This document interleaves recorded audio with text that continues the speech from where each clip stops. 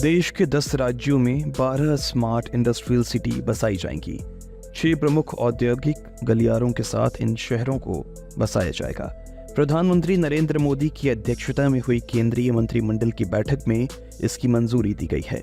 केंद्रीय सूचना प्रसारण मंत्री अश्विनी वैष्णव के अनुसार इन शहरों को उत्तराखंड, उत्तर प्रदेश, पंजाब, महाराष्ट्र, केरल, बिहार, तेलंगाना, आंध्र प्रदेश और राजस्थान में बसाया जाएगा और एक और प्रदेश की घोषणा अभी नहीं की गई है। इन स्मार्ट इंडस्ट्रियल सिटी में 1.5 लाख करोड़ का औद्योगिक निवेश आने का अनुमान है, जिनसे सीधे 10 लाख और अप्रत्यक्ष रूप से 30 लाख नौकरियों के अवसर मिलेंगे।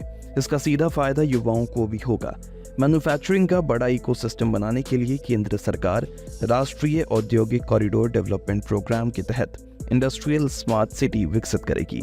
5 smart industrial city Amritsar Calcutta industrial corridor के किनारे पर होंगी।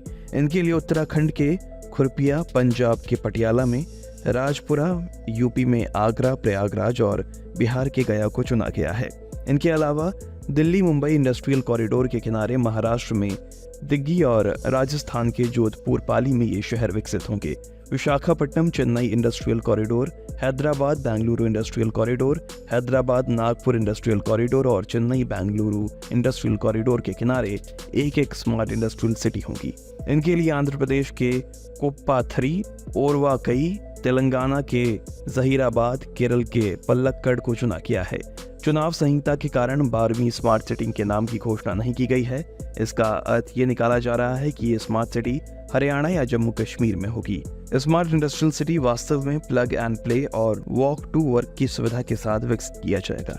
प्लग एंड प्ले सुविधा का मतलब ये कि उद्यमी को एक ही स्थान पर मैन्युफैक्चरिंग से जुड़ी सभी सुविधाएं विकसित मिलेंगी और उनके केवल मैन्युफैक्चर उन्हें करना होगा।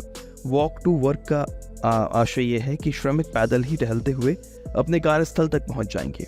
यानी स्मार्ट इंडस्ट्रियल सिटी में श्रमिकों को अपना कार्यस्थल तक जाने के लिए किसी वाहन या सार्वजनिक परिवहन का इस्तेमाल नहीं करना पड़ेगा और उनके रहने के लिए स्थान भी स्मार्ट इंडस्ट्रियल सिटी में ही मैन्युफैक्चरिंग सेटअप के आसपास ही होगा और उनके समय के साथ ही पैसे की भी बचत होगी। कुल मिलाकर ये शहर अत्याधुनिक संस्थानों से युक्त होगा, जिससे औद्योगिक क्रियाकलापों को सहायता मिलेगी।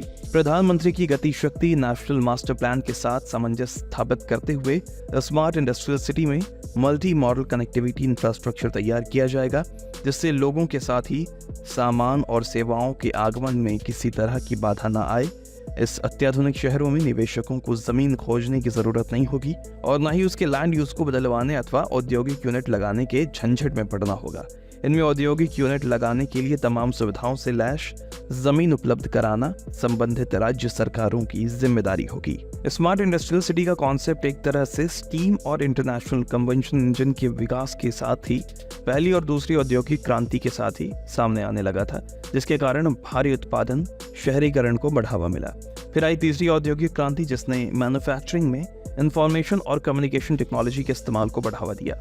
वर्तमान में आर्टिफिशियल इंटेलिजेंस और इंटरनेट ऑफ थिंग्स के जरिए चौथी औद्योगिक क्रांति वैश्विक अर्थव्यवस्था को बढ़ावा देने के साथ ही बिजनेस, इंडस्ट्रीज और आईटी को नए बिजनेस मॉडल में बदलाव लाने के लिए आगे बढ़ रही है। इसको देखते हुए दक्षिण कोरिया ने सबसे पहले आईसीटी से संचालित स्मार्ट सिटी का विकास शुरू किया, जिससे राष्ट्रीय प्रतिस्पर्धा का सामना किया जा सके और इंडस्ट्रियल इकोसिस्टम के जरिए उद्योगों की स्थापना चेन को बढ़ावा दिया जा सके।